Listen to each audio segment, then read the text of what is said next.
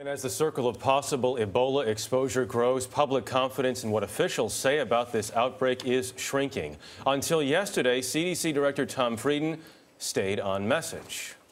The bottom line is that we're stopping Ebola in its tracks in Dallas. We know how to stop Ebola. We will do it here. We know how to stop Ebola. The bottom line is we're stopping this in its tracks in the U.S. We have no doubt that we will stop it in its tracks in Texas. Our Dr. David Agus is in Los Angeles with a reality check this morning. Dr. Agus, every day a new line from the CDC, every day a new bad development. Do they need to change their approach? Good morning, Jeff. Certainly, I think they do, is that when you make these bold, declaratory statements and then backtrack, there's distrust among the public. You know, a couple of days ago on the CDC website, they said a fever, you have to have 101.5 to have symptomatic Ebola and spread it. Well, that was changed to 100.4 over the last day or so, and now we're told 99.5. So when the data change, and yet they still make these bold statements, people look and said, who do I trust? I want to show you again, Dr. Agus, this video that was very disturbing as they transferred Nurse Vincent from Dallas to Emory University Hospital. And you see 4 workers there in, of course, the protective hazmat suits. And then look at that one guy. He's not wearing any protective clothing. He's carrying a clipboard as he's checking out what's going on. What's that about?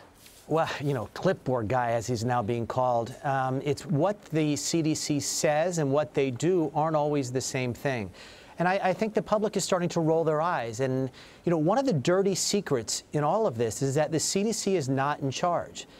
Local matters in a state are controlled by the local health and the state health bureaus, not the CDC.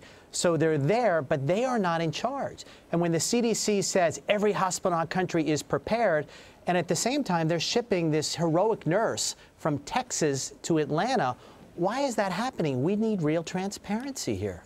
Okay, so the president clearly understands this, and he's hearing this, and he's called off some tours, some trips that he was going to take. What is essential for presidential leadership at this time? Well, it's very essential to be honest and transparent with what's going on. This virus has been around for a long time, but we don't truly understand how it's transmitted. You know, this Duncan was in his house with his family members for a couple of days being symptomatic with bloody sheets all over the place, and yet his family hasn't been infected with the virus. And these nurses who took precaution did. How do we explain that? We need real leadership. We need transparency and honesty if we're going to make an impact in stopping this virus. All right, Dr. David Agus, good to see you. Thank you so much.